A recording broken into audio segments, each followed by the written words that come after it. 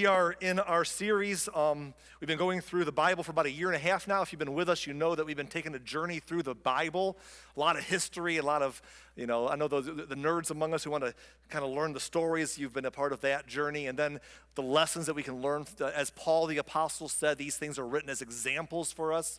We can learn from the history, not just the facts of what happened before, but how that applies to our lives. We've been on this journey, and it's been about a year and a half now. We're a couple or so months away from getting to the New Testament or the Christian scriptures, the life of Jesus. That's coming soon, but we're still working our way through the Hebrew story.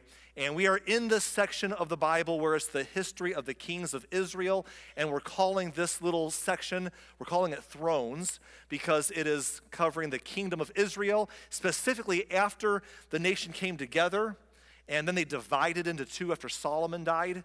And there was the northern kingdom, which became known as Israel, and the southern kingdom, which became known as Judah.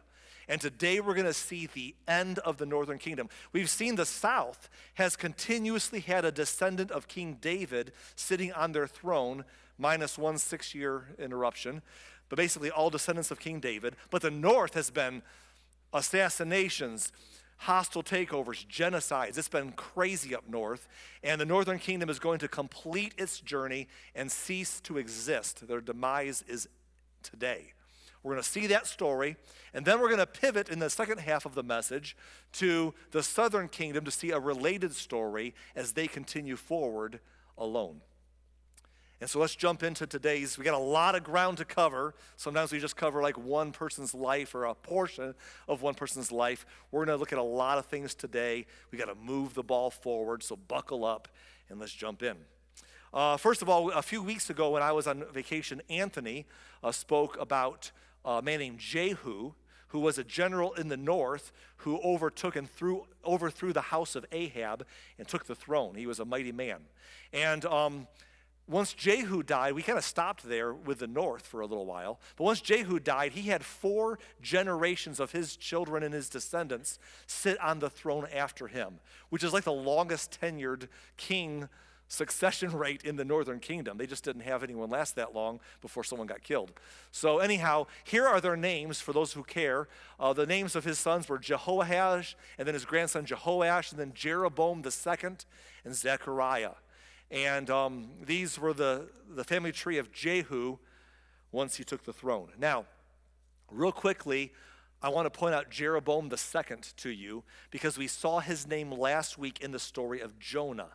And I want to remind you, because Jonah was alive either during his reign or even before his reign. It's not super clear, but he had prophesied that Israel would take some land back, and it did. And then Jonah, spoke at Nineveh. We saw that story as well. But I don't want you to think that what's going to happen in today's story happened right after the story of Jonah. There was a time gap difference. Jonah was alive before or during the reign of Jeroboam II, and there are several kings and several generations and decades to follow before what we get to today. But these were the 4 guys that we sort of skipped.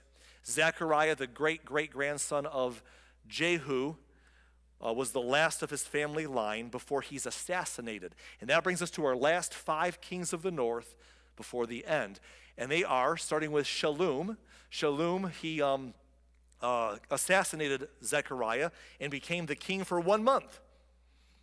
And then Menahem killed him and took over the throne. He lived a long time, died. His son Pekahiah became king. He lived quite a while and reigned. And then eventually Pekah killed him and took over the throne. The north was full of hostile takeovers, man. It was crazy. And then eventually Pekah reigned for quite a while, a couple decades, and then Hoshea executed him and took over the throne from him. And then Hoshea would be the last king of the north. And we're going to see a couple verses real quick about these last 2 kings, and then we're going to wrap up the north and move to the south for the remainder of our time today. But first, the north. 2 Kings 15:29 says, during Pekah's reign, King Tiglath-Pileser of Assyria attacked Israel again, and he took the people of Assyria to Assyria as captives. Couple things about that verse before we move on. Notice the King Tiglath-Pileser. This is one of 3 kings of Assyria that we're going to see today. They keep dying off. We're covering a lot of ground today. Kingdoms and generations and successions. we're just moving the ball forward today. We'll slow it down again later, but we're covering ground. But I want you to see Assyria is an emerging world power. We've mentioned this already, but Assyria is to the northeast of Israel, and they are a conglomerate of nations that have formed together and are really strong under the Assyrian rule, and they are becoming a superpower. To the southwest of Israel was Egypt, who had been a world power, but they're sort of fading now. And Assyria is emerging. And Israel, though they're not right next to either one of them, the stronger they get, even from a little distance, the more threatening they are. And Assyria goes on a rampage. Now, here's what will help you understand the story, a little history. Assyria had a tendency, and every kingdom is different in the history, but Assyria, their tendency was to go into a nation that they wanted to conquer, and they would conquer the other towns and the cities first, easier battles first, and sort of shrink the land, and they would finish with the capital city last. And once they took that domino down, they occupied the whole nation, and it became theirs. And so he would take people away from there as captives. The reason why is because the policy was that they would want to remove everyone from that land and move their own citizens of Assyria to the new land as land grants for them to make their kingdom bigger. So they conquer a land. Who wants to go live in the new land and be given a land grant? I want to. I'm an adventurer. I want to go west, young man, you know. So they would go and take new territory, and people would move there, and it would be their nation's new boundaries. And then they take the people who were in those lands they conquered, and they haul them away and make them live elsewhere, either in Assyria or in other conquered lands. And that was strategic, because by doing that, people would not feel at home.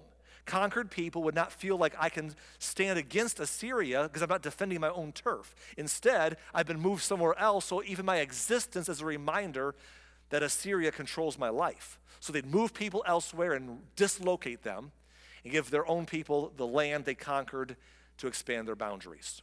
And that was their tendency as they conquered lands. And here's the thing, no one was stopping Assyria. They won, and they got sick of winning. They were winning so much. So then we find that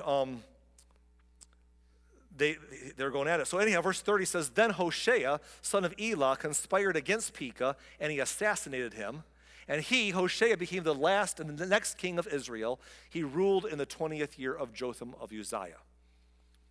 Now, that brings us to the end of the north. Verse 3 of chapter 17 says, King Shalmaneser, that's the second king of Assyria that we see today, King Shalmaneser attacked King Hoshea, so Hoshea was forced to pay a heavy tribute to Assyria. It was not uncommon for weaker nations to pay a stronger enemy nation a tribute. Basically, we could conquer you, but if you pay us, we won't conquer you. We can crush you, but if you'll pay us, we'll leave you alone. Sort of like the bully in school who says, give me your lunch money or I'll clobber you. Or perhaps the mafia that says, pay us for our protection, you know. This was one of those deals where, hey, we can roll over you, but pay us a tribute and we'll let you exist. But Assyria was not known for doing this. This is important to understand. Assyria did not want tribute money. They wanted to take over your land and move their people in and move you out. The reason they would take tribute in some cases is the word heavy tribute. It might be worth waiting a little while. They're still going to conquer the nation, but we'll wait a little while. We'll buy you some time if you'll pay enough of a fee. It's kind of like if you're ever, maybe some of you are handy people or you have a skill that people might hire you to do a job, but you're so busy that when someone asks you to do a job for them, you bid it really high because you don't want any more work.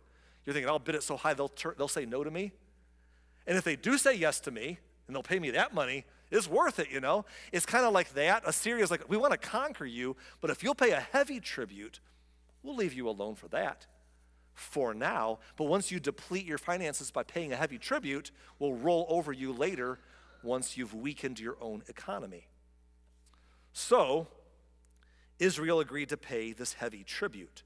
Verse 4 says, But Hoshea stopped paying the annual tribute, and he conspired against the king of Assyria by asking King So of Egypt to help him shake free of Assyria's power. Now, this is important to understand because Egypt is weakening, but they are still formidable enough to where if there's an alliance, maybe that will keep the Assyrians at bay. It does not work. It says, when the king of Assyria discovered this treachery, he seized Hoshea and he put him in prison. I don't know how he captured him. Apparently, he got him away from the city and he imprisoned him back in Assyria. In verse 5, then the king of Assyria invaded the entire land, and for 3 years he besieged the city of Samaria. 3 years. This is a very common tactic. You surround a city. You're going to starve them out eventually. They'll surrender. It's better than just charging in fresh and shedding a lot of blood. So they besieged the capital of Samaria for 3 years. And finally, in verse 6, finally, in the 9th year of King Hoshea's reign, Samaria fell, and the people of Israel were exiled to Assyria. They're hauled away, new people are moved in, and there is no more northern kingdom. Now, from this point on, in the verses ahead, I'm not going to read them all to you. We'll see one of the verses. But in the verses that follow this is an explanation of why. You see, the books of Kings and Chronicles, they're telling us the historical content of what happened in Israel. But right now, the author's going to stop and say, here is why the nation fell. Here's why Israel, the northern part, collapsed. And the reasons that the author gives are mostly spiritual reasons. For example, they forsook the Lord their God, who spoke to their ancestor Abraham and promised them that he was going to make them into a great nation, who brought their people out of slavery in Egypt and brought them to this land and established their kingdom and told them, if you'll trust me and follow my ways, I'll bless you, that God's ways or God's best practices are the best practices for life. The maker of all things knows how to live in the world he gave us. But the people of Israel turned away from God, away from his best practices, and weakened themselves as a country and weakened themselves until they were conquerable. And the writer says in verse 13, again and again the Lord had sent his prophets and his seers to warn both Israel and Judah, both the northern and southern kingdoms. Turn from all your evil ways. Obey my commands and decrees, the entire law that I commanded your ancestors to obey, that I gave you through my servant, the prophets. He says, look, I've been telling you how to live successfully, how to thrive as a nation. I'm going to keep bailing you out, but they keep walking away and weakening themselves. And eventually, they're so diminished that they are conquered by Assyria.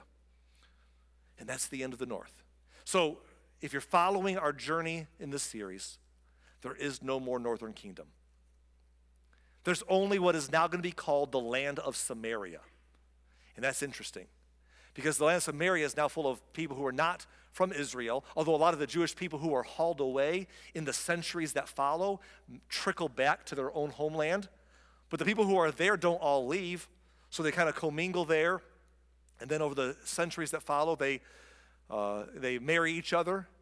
And the Jews who come back later on to Jerusalem down south hate that because there's a racial tension and prejudice there. And they consider the Jews and the non-Jewish people, or the Gentiles as they would call them, who are up in the land of Samaria, who are interspersing. They consider those to be half-breeds or Samaritans. They even call them dogs. It's a terrible situation in their hearts towards the Samaritans. And Jesus, in a few hundred years, is going to walk on the scene and have to address that whole problem, including the perspective of the people he lived amongst and their attitude towards other cultures and other groups of people. But that's another story for another day. We'll get to that when we get to Jesus. For now, northern kingdom's gone. Samaria is the land, and the southern kingdom is left standing. Can you imagine how scared you are in the south? I mean, you've just watched Assyria eat up all these other nations. They've eaten up your sister country to the north. Jerusalem's borders to the north of their land. They must feel vulnerable. Nobody has stopped Assyria from steamrolling over them. They are an unstoppable force. Well, let's move into the king of the south named Hezekiah. Hezekiah is the son of King Ahaz. If you were with us a couple weeks ago, you met Ahaz. He was a terrible king. His father, Jotham, and grandfather, Uzziah, were incredible, but Ahaz was a hot mess. He got caught up in his bad habits. He ended up worshiping idols that caused him to sacrifice his own sons in the fire, burned his own sons to death as a child sacrifice. Vile time and vile, just degrading behavior. And he neglected the country. The country fell apart under his leadership.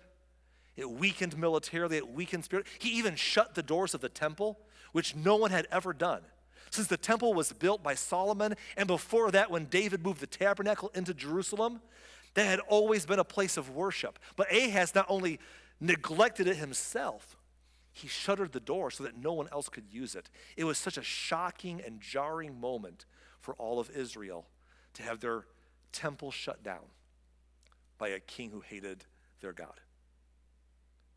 And Ahaz was miserable, and he weakened the kingdom in so many ways. And eventually he died, and no one was sad when he did. And his son Hezekiah, as a young man, had to step in and fix the mess. We pick up the story in 2 Kings chapter 18, verse 5. It says, Hezekiah trusted the Lord, in the Lord, the God of Israel. This is always funny to me, there was no one like him among all of the kings of Judah, either before or after his time. I wonder who wrote that.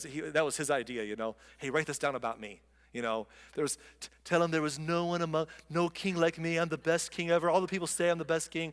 So I don't know who wrote this or not, but anyhow, Hezekiah's like, his record is there's no one like him.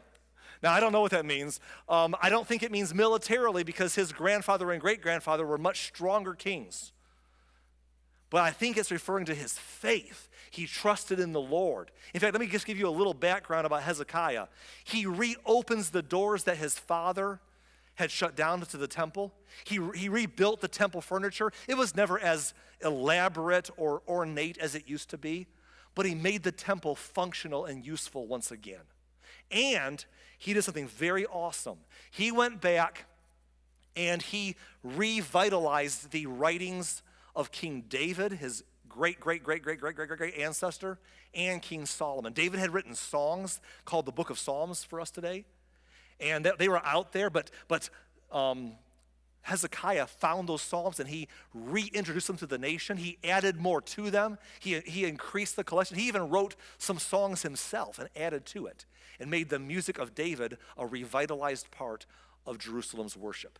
And he took the writings of King Solomon, the Proverbs, the wisdom literature, and he compiled them freshly. He added more that were not in the canon and made it bigger. He added some other authors to it, and he revitalized the poetry and wisdom literature that is in our Old Testament today. Hezekiah made this a priority as he reopened the temple, and so we owe him a lot historically. He was quite the king. It says in verse 6 that he remained faithful to the Lord in everything, and he carefully obeyed all the commands the Lord had given Moses. Now, this is the first 12, 13, 14 years of his reign. Things are going pretty well. But guess what's happening? While he's figuring out how to fix his father's mess and reestablish some healthy practices in Jerusalem, all around him, the Assyrian kingdom, the Assyrian empire, is a growing threat. The north has fallen. Other nations have fallen. They have to wonder, are we next? And that brings us to our main story for the rest of our time. In verse 13, in the 14th year of King Hezekiah's reign, King Sennacherib, that's the third king now of Assyria, King Sennacherib came to attack the fortified towns of Judah, and he conquered them. Same idea, same footprint. He comes in, he conquers all the other fortified towns. He's going to go to the capital last of all, just like they did in every other nation that they conquered. Verse 14 says that King Hezekiah sent this message to the king of Assyria at Lachish. Hey, I have done wrong, he said. In other words, I don't know why, but I've offended you in some way. You're trying to crush us. I will pay whatever tribute money you demand if you will only withdraw. And Hezekiah falls into the trap of paying heavy tribute to a kingdom who wants to conquer you, but is willing to drain you first to conquer you later. I'll pay whatever you want. Just give us some time. Don't conquer us yet. The king of Assyria then demanded a settlement of more than 11 tons of silver and 1 ton of gold. Wow, heavy price to pay. And I'd love to tell you that that was the end, but as you know, Assyria just came back a few years later. And let me set up this part of the story. They come back a few years later. They surround Jerusalem with their army. Everyone's scared. The king of Assyria sends his chief of staff to take a message from him. He's out there with the soldiers in the tents. He sends his chief of staff to go to the city of Jerusalem as an ambassador so they won't shoot him and give a message to the king of Judah, to King Hezekiah. So he comes to the wall, and meanwhile, King Hezekiah sends his ambassadors out to meet the chief of staff to receive the message from the king of Assyria. And it's not a friendly message. It's not a bargain. It's an intimidation tactic. It's a beat down is what it is. In fact, let's just see part of it.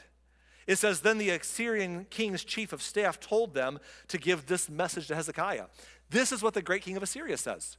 What are you trusting in that makes you so confident? And without reading the next few verses, he basically says, look, why have you not surrendered yet? Like, other nations stood against us and they lost. Do you think you're any different? Other nations tried to get Egypt to help them and that didn't help them. Do you think you're any different? Then he said, other nations have believed in their gods to protect them spiritually and they failed. Do you think your God is going to protect you? Please. You're no match for us. Nobody stops us. He is not there to say nice words. He's there to intimidate them to surrender. He says, and he continues his taunt in verse 23. He says, I'll tell you what. Strike a bargain with my master, the king of Assyria, and I'll give you 2,000 horses. If you can find that many men to ride on them. Ouch. Do you get that? He basically says, look, we are so wealthy and powerful, I can spot you 2,000 horses. We won't even miss them. Can you have that many men who could even handle them? I don't think so. In other words, you stand no chance. He then says, with your tiny army, how can you think of challenging even the weakest contingent of my master's troops, even with the help of Egypt's chariots and charioteers? This is the killer. What's more, do you think we have invaded your land without the Lord's direction? The Lord himself told us attack this land and destroy it. He's just talking trash now. He earlier said, no gods have saved their people. You think your God can save you? Oh, by the way, he says now, we know your God. He told us to attack you. He's sick of you. He told us to attack this land, and you're dead. He's just trying to verbally abuse them into submission because they're there to conquer. And there's no winning. No one stops Assyria. He says, twist your arm, say uncle, and surrender, or we'll do it the hard way. Well, the problem is that they're at the wall of Jerusalem, and all the people of Jerusalem are gathered near the wall. They're listening. They're going to spread the word throughout the city of what they're hearing. And the messengers from the king Hezekiah know that people are listening, and it's going to cause panic. So they're going to ask a favor of this chief of staff, which is going to backfire on them. It says in verse 26, then Eliakim, son of Hilkiah, Shebna, and Joah, they said to the Assyrian chief of staff, hey, please speak to us in Aramaic, for we understand it well. We know you're multilingual, you're speaking in Hebrew, that's cool, but here's the deal. We speak Aramaic. Speak in Aramaic instead. Don't speak in Hebrew, for the people on the wall will hear. We're afraid that what you're saying is going to bother the people who are listening. Well, that kind of backfires because the chief of staff is trying to intimidate them. He's like, oh, you don't like that, do you? Well, so he says to them in verse 27, Sennacherib's chief of staff replied, do you think my master sent this message only to you and to your master? No, he wants all the people to hear it. For when we put the city under siege, they will suffer along with you. They will be so hungry and thirsty that they will eat their own dung and drink their own urine. And then he turns his attention away from them and says, hey, everybody, and he repeats the whole message over at the top of his lungs. Don't think you can win. Nobody wins. Don't think Egypt can help you. Egypt has helped nobody. We always overcome. Don't think your gods can help you. No other nation's gods have helped them. Yours won't help you. Your God sent us. He's sick of you. And we're going to make you eat your own feces if you don't surrender. I mean, just brutal, taunting. He continues in verse 31. He says, hey, don't listen to Hezekiah. These are the terms from the king of Assyria he's offering. Make peace with me, open the gates and come out. Then each of you can continue eating from your own grapevine and fig tree and drinking from your own well. And then I will arrange to take you to another land like this one, a land of grain and new wine, of bread and vineyards and olive groves and honey. You see, he's so funny. He's like trying to spin it into a good thing. It'll be good. We're going to take you out of your land that you've always lived in and bring you to a nice, awesome place somewhere else, like a resort. It'll be great. We're going to take your land and give it to our people and haul you away. You'll love it. And he's just pitching this idea. Then he says, hey, choose life instead of death. Don't listen to Hezekiah when he tries to mislead you by saying the Lord will rescue us. Have the gods, he said, have the gods of any other nations ever saved their people from the king of Assyria? You don't stand a chance. And then he leaves and waits for Hezekiah to decide what's he going to do. It's your move. When Hezekiah, chapter 19, verse 1, when Hezekiah heard their report, he tore his clothes and put on burlap, and he went into the temple of the Lord, the very temple that his father once shuttered closed, but he has reopened and reestablished. He goes in there to seek God's face. It says he sent, verse 2, he sent Eliakim, the palace administrator, Shebna, the court secretary, and the leading priest, all dressed in burlap, to the prophet Isaiah, son of Amoz. I got to pause real quick here and point out Isaiah to you. Isaiah is a prophet in the southern kingdom. We have met over the last few months some prophets in the northern kingdom like Elijah, Elisha, Micaiah, Jonah. But there are several prophets in the southern kingdom that we're going to get to meet over the next few weeks before we wrap this up. And Isaiah is one of them. He writes a whole lot of his prophecies down in a book that is contained in our Old Testament still, our Hebrew writings. It's called the book of Isaiah, but he's introduced here. The king has sent his messengers to the prophet Isaiah to tell him what just got said. Verse 3, they told him, hey, this is what King Hezekiah says. Today is a day of trouble, of insults, and disgrace. It's like when a child is ready to be born, but the mother has no strength to deliver the baby. It's bad. But perhaps the Lord your God has heard the Assyrian chief of staff, sent by the king to defy the living God, and will punish him for his words. Oh, pray for those of us who are left. They're petrified. There is no win here, it would seem. Verse 5, after King Hezekiah's officials delivered the king's message to Isaiah, the prophet said, say to your master, this is what the Lord says. Do not be disturbed by this blasphemous speech against me from the Assyrian king's messengers. Verse 7, listen, I myself will move against him, and the king will receive a message that he is needed at home, so he'll return to his land where I will have him killed with a sword. That sounds good to Israel, like get him out of here. And sure enough, in verse 9, soon afterward, King Sennacherib received word that King Tirhakah of Ethiopia was leading an army to fight against him. Ethiopia was down by Egypt, a little further away. They normally weren't a problem to someone like Assyria, but for some reason they were leading an entourage to take some Assyrian-claimed territory.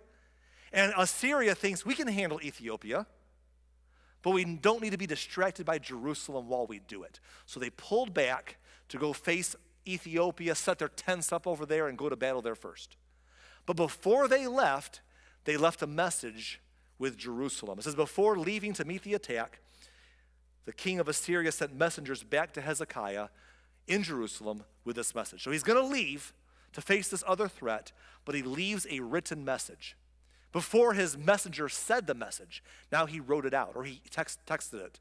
He emailed it, He's like, here's the new message. And it was the same trash talk.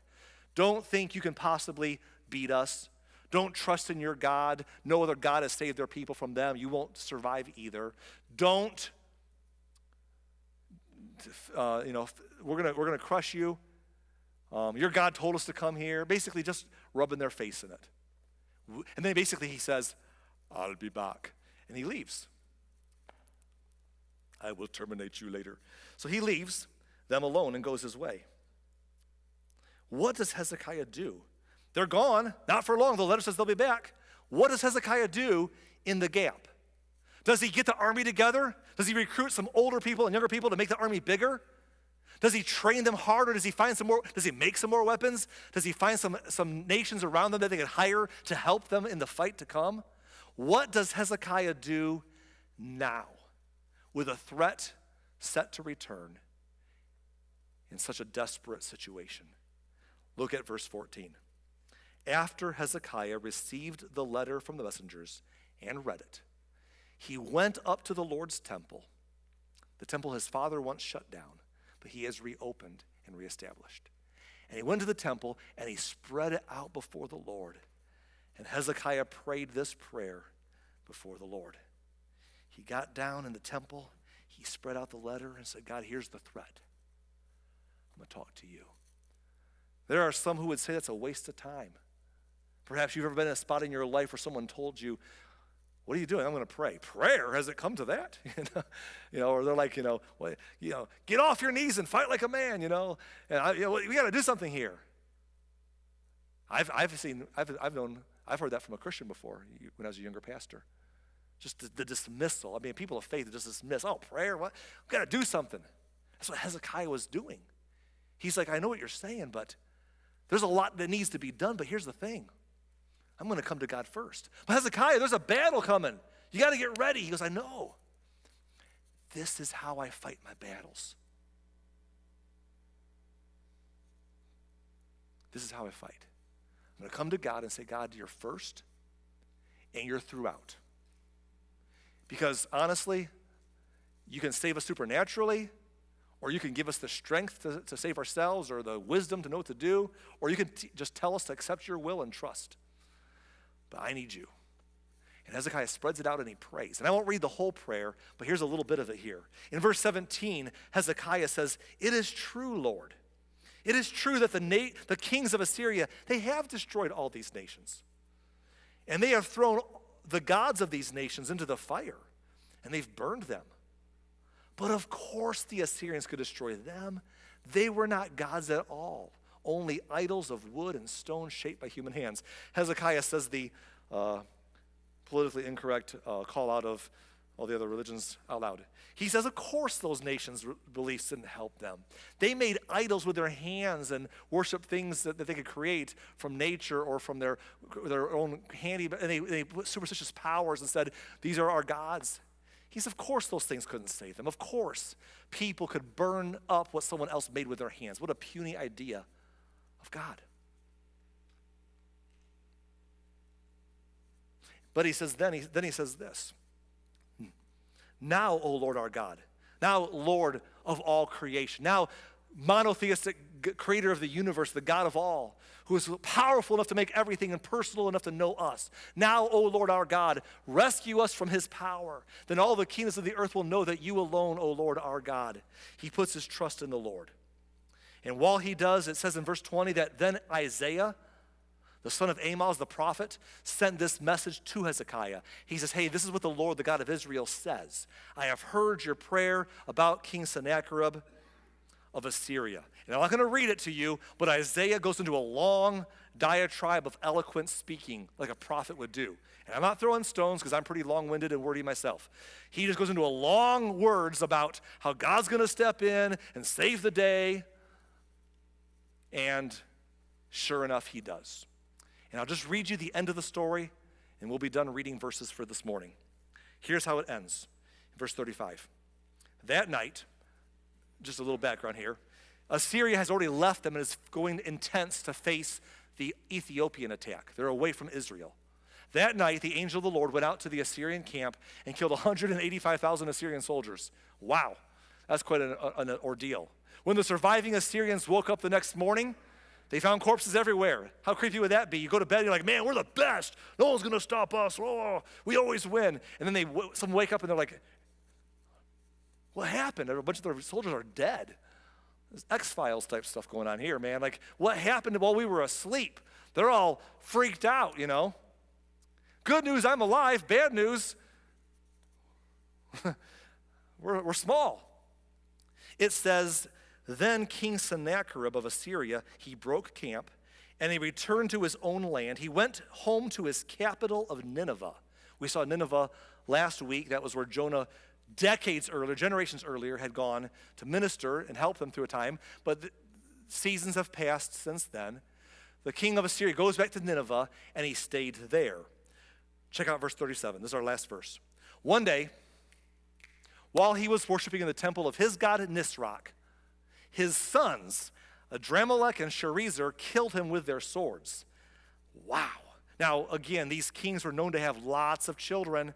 These were men who, they took women wherever they wanted to and impregnated them because they're the king. Bless God, I'm going to do what I want to do.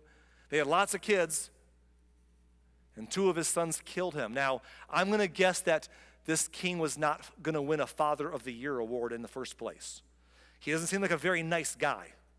You know what I'm saying? Like, he's out there. Look at how he treated the other nations they conquered and mistreated. I'm sure he was a real piece of work. And he comes home for a while, and his son's like, let's kill the guy, man. So they go into the temple while he's worshiping, and they kill him.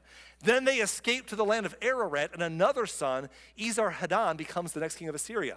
And just so as you know, without reading it in Scripture, because it's not there, but here's the historical backstory of what happens last. From this point on, Assyria is not, well, they're on the decline. They have peaked in their kingdom. They were an emerging power, but this became their undoing. They've gotten to the top, but when the king was killed in this situation, and they lost that battle, all those men got killed, and now the king's assassinated, the kingdom has to step back and regroup. Is the new king capable? What's it like? What are we going to do? Let's figure this out. And they plateaued, and then they began to decline. And as they declined and they weakened, their power reach weakened out of their grasp. While they began to go into decline over the next few decades, to the south of them, another kingdom saw the opportunity and began to emerge as the next power to be. It was known as Babylon, and we're going to get to know Babylon down the road a little ways. But before we get into that story, Assyria is in decline. And that's where we stop today. We talked about kingdoms today. We talked about nations. We saw the Assyrian Empire grow until it peaked and started to decline. We saw the northern kingdom of Israel be destroyed, never to be a nation again, just the land of Samaria. We saw the southern kingdom survive a true scare and win. And we're talking about kingdoms and nations. And perhaps you're thinking about nations yourself because, this was July 4th weekend. You've been shooting off fireworks and trying to save your fingers and enjoy, this has been a fun week, And maybe you're thinking in terms of empires, oceans rise, kingdoms fall, you'll be back. Anyhow, maybe you're thinking about that kind of stuff. I don't know, but whatever it may be, I want to turn our attention as we land this plane to you as an individual. Forget the empires, forget the kingdoms. Think about yourself. As we land this message, I want to ask you a question personally from Hezekiah, from what Hezekiah did when he was in trouble. And I want this question to be something you think about this week. It goes like this. Where do you turn in a crisis? That's the question. And I want you to think about it honestly. Look backwards. In the past, when you faced a crisis, where have you turned? Be honest. Where do you tend to go in a crisis? Are you in one right now? Where have you been turning? And if you're not in one yet, think about this. Where, when a crisis comes my way, and here's just a little life prediction, crises will come into our lives. Where do you turn in a crisis? Do you turn to the bottle, to alcohol because you can drown your sorrows? Do you turn to pills or narcotics of some kind because, after all, you can escape from it all? Of course, the problem is once you come out of that, the problems are still there and you maybe have created some new ones. Where do you turn? Or maybe you turn to face it and fight. I'm going to go fight the thing. I'm going to go take it heads on. I'm going to do what I have to do. I'm going to challenge it. Maybe I'm going to do unethical things. I'm tempted to do it. I'm going to do what I have to do to get ahead. I'm going to get my people around me, even if I got to mistreat other people to make me feel better about myself or look better, even if it hurts somebody else. I'm going to do what I have to do because it's about me getting through this crisis. Maybe it's a health or financial or relationship or something else. Where do you turn? What is your go-to reaction when a crisis comes? Now, I advocate for healthy activity. Not unethical activity, but healthy activity.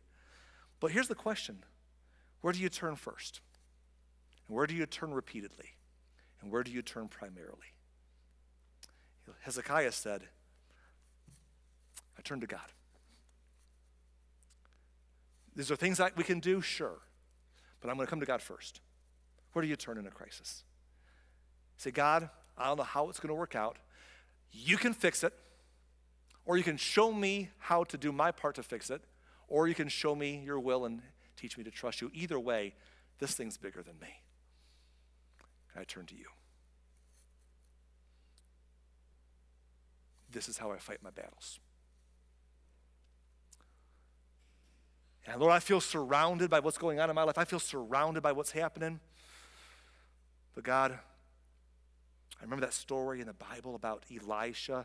They were surrounded by enemies and they were scared, but then you open their eyes and they saw around the enemy was a host of angel armies all around them, and that you're bigger than the things that surround us. You're bigger than our problems. You're greater, you're stronger, you're higher than any other. And God, I turn to you. Where do you turn in a crisis? I'm not saying, I'm saying don't go to escapism. That's not going to help. Don't do unethical things. That's never right. Do what you can do, but turn to God first, maybe. And turn to God again and again. And say, God, I need you in what I'm facing right now. Maybe it's the crisis of grief. It could be anything. You got to get me through. This is how I fight my battles. Now, we're going to move the story forward. We got a few more kings to see in the south before that kingdom stops to exist. And then we have a couple little stories after that about what happens in the interim. And then we get to Jesus this fall or this winter. Before today, I hope that as people of faith, can I say this? I hope that as people who consider ourselves people of faith, that prayer is not an afterthought. What, has it come to that? That God is not the thing that we say, if I have time, I'll do that too. I'm just too busy figuring this thing out. But that we would start to turn first and say, God, I need you. I need you. And my prayer is that somewhere in a church full of gathering people worshiping this morning, you're like, Arlen, that's where I'm at. I'm going to put God in the middle of my plan of attack. Let's pray.